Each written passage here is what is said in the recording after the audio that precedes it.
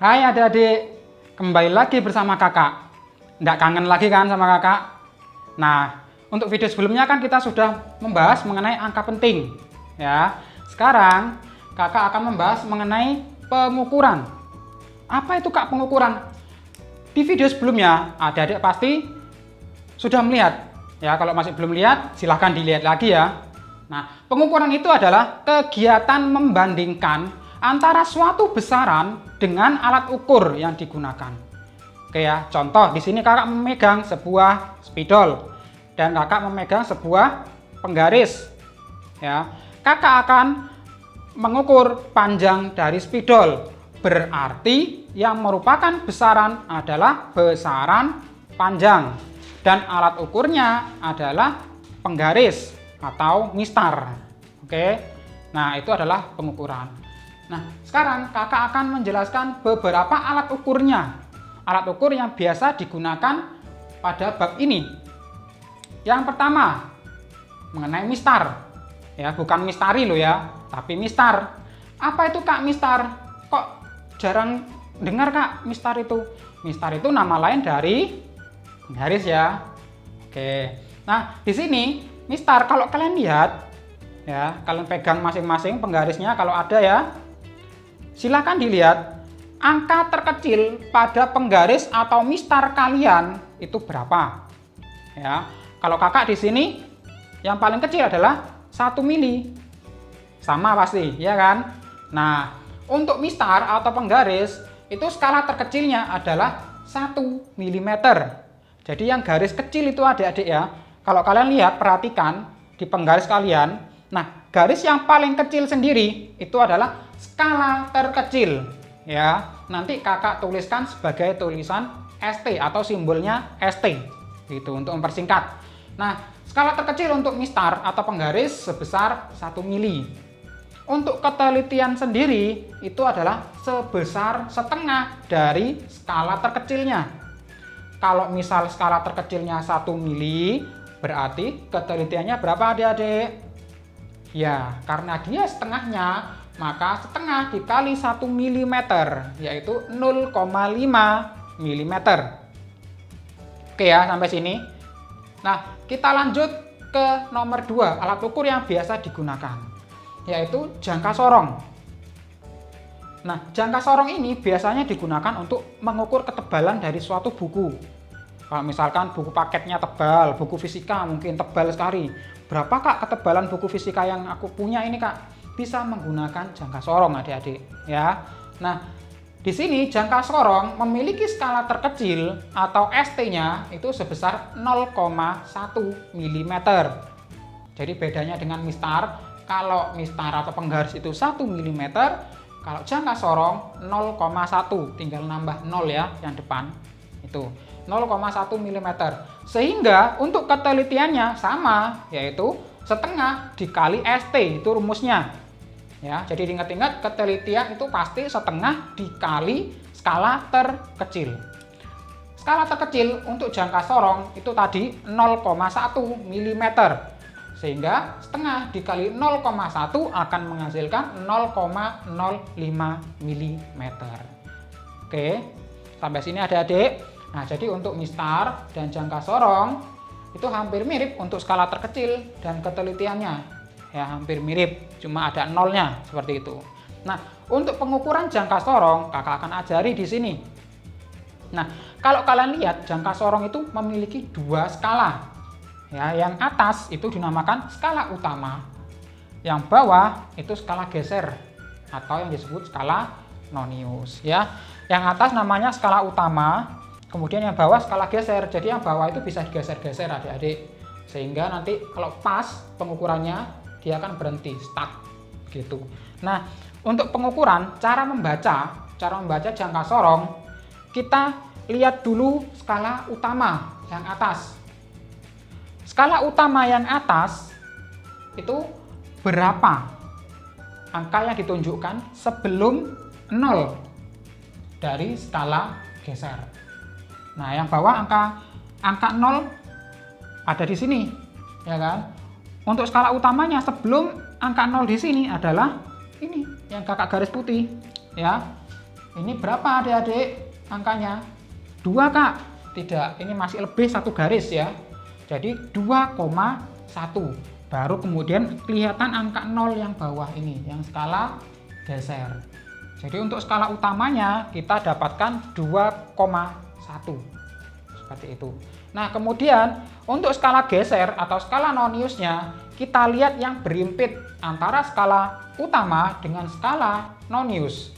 Kita lihat yang berimpit adalah pada garis ini. Oke. Nah ini angkanya berapa Kak? Apakah kita lihat yang atas Kak? Tidak, kita lihat yang bawah. Skala geser.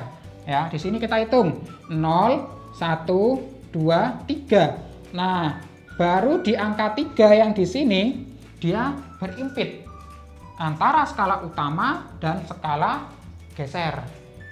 Nah, kemudian setelah kita dapatkan angka 3 harus dikali dengan 0,01. Ya, dikali dengan 0,01 sehingga hasilnya adalah 3 dikali 0,01 menghasilkan 0,03. Itu untuk pengukuran dari skala geser atau nonius. Lalu Kak, diapakan Kak kalau sudah ketemu skala utama sama skala geser Kak? Kita total antara skala utama dan skala gesernya. Nah, dari skala utama tadi kita sudah menemukan bahwa dia pengukuran hasilnya 2,1.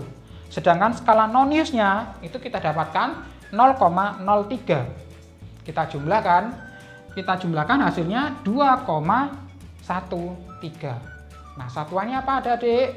Untuk jangka sorong satuannya adalah sentimeter. Oke, jadi untuk pengukuran jangka sorong ini kita lihat dulu skala utama dan skala gesernya. Gitu.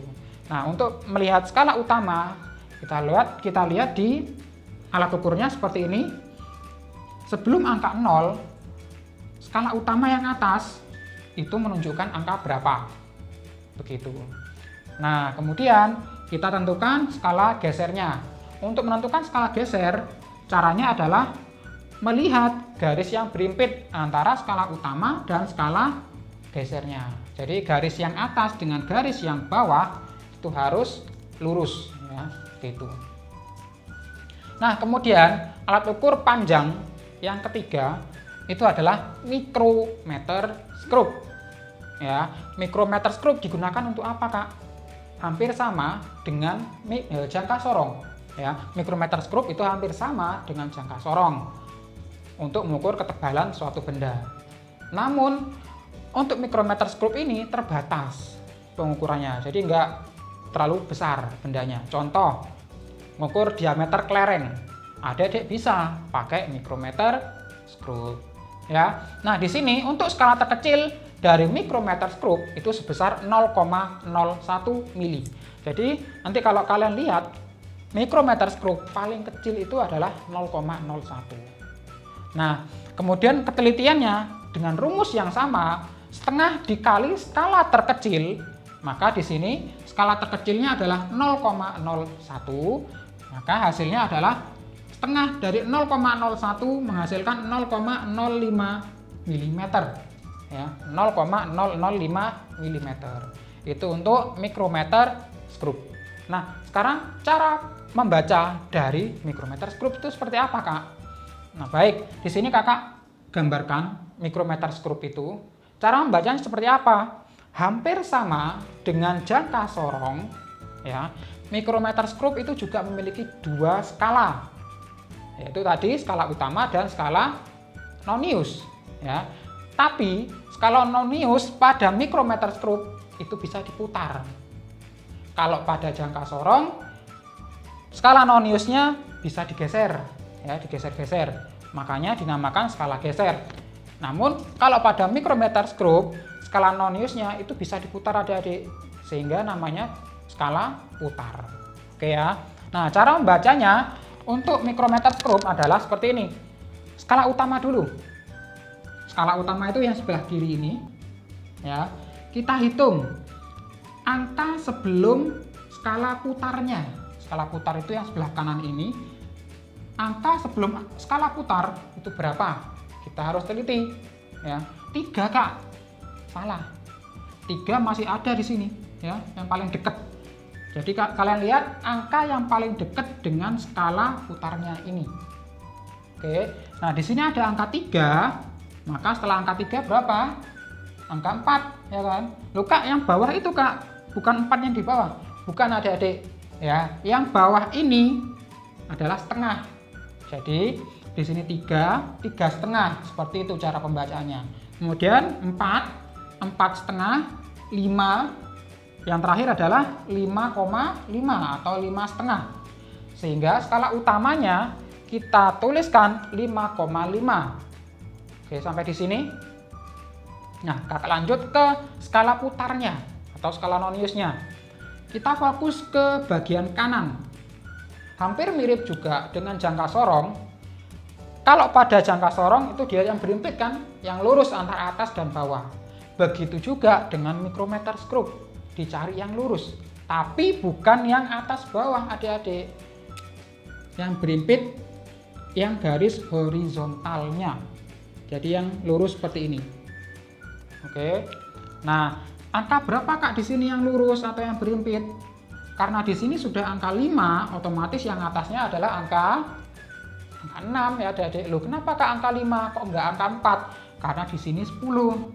Ya, berarti otomatis dia semakin naik. Jadi di sini 5, 6, 7, 8, 9, 10. Namun yang lurus atau yang berimpit dengan skala utamanya itu adalah angka 6 di sini.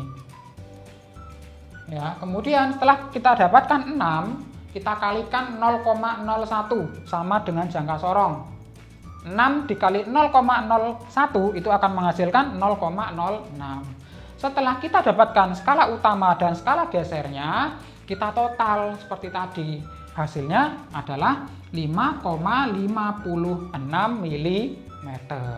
Nah, di sini perbedaan antara jangka sorong dengan micrometer screw, selain pada skala terkecilnya, ada juga perbedaannya, yaitu terletak pada satuan yang digunakan. Kalau pada jangka sorong, itu satuannya dalam senti, namun pada micrometer screw, itu satuannya dalam milimeter. Oke, nah di sini kakak ulang lagi ya. Kita mengulang mengenai pengukuran. Alat ukur yang digunakan, yang pertama adalah mistar. Ini yang sering dipakai. Mistar itu yang seperti ini ya, atau mistar kalian di rumah. Oke, nah terus kemudian ada jangka sorong.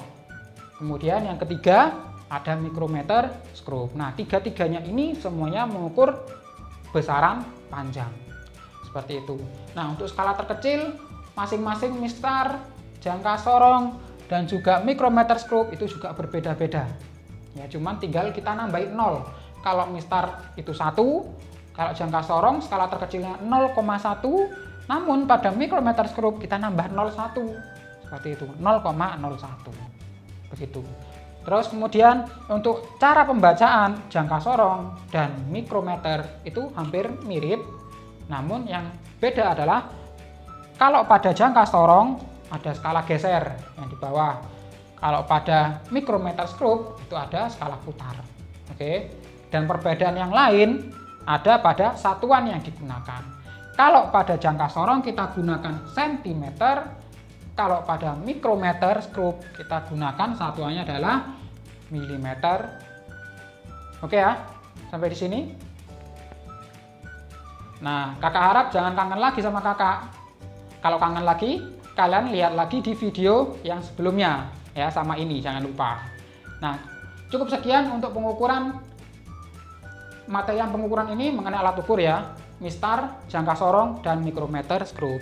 Nah, untuk selanjutnya kalian lihat lagi di video kakak yang selanjutnya. Sampai jumpa.